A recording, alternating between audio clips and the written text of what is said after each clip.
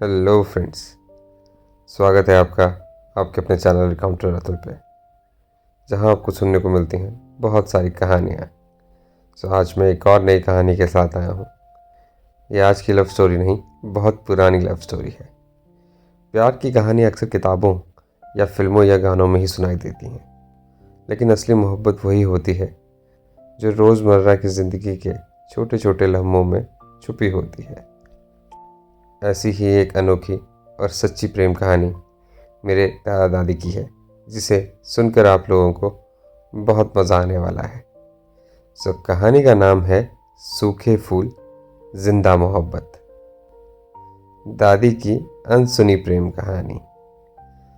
बिना किसी देरी के इसको शुरू करते हैं।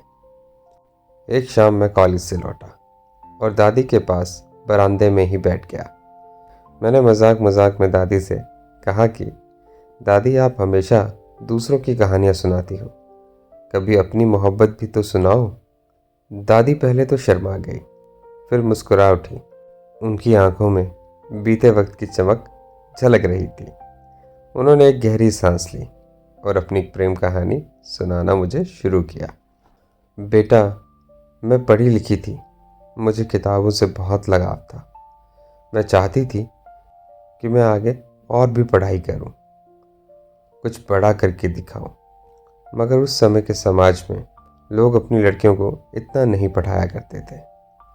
तेरे दादा और मेरी शादी घर वालों के दबाव में हुई थी। मैं नाराज़ थी, चुप रहती थी। दिल में एक गम था कि मेरे सारे सपने अब अधूरे रह गए। शादी के बाद से ही मैंने अपने आप को बहुत अलग अलग सा महसूस किया। तेरे दादा चुपचाप रहते थे, मैं उनसे ज़्यादा बात भी नहीं करती थी। मन ही मन सोचती थी कि मेरा जीवन बस ऐसे ही गुजर जाएगा। लेकिन बेटा, सच्चा प्यार अपनी राह खुद बना लेता है।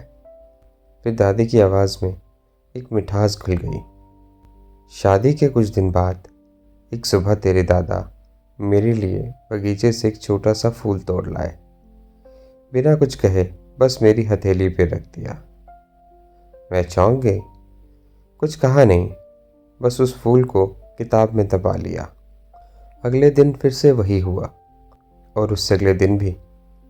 ये सिलसिला पूरे 2 साल तक चलता रहा।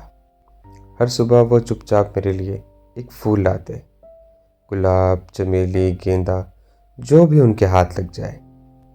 मैं भी बिना बोले उन फूलों को अपनी किताब में दबा लेती। धीरे धीरे मेरी नाराज़गी पिघल गई।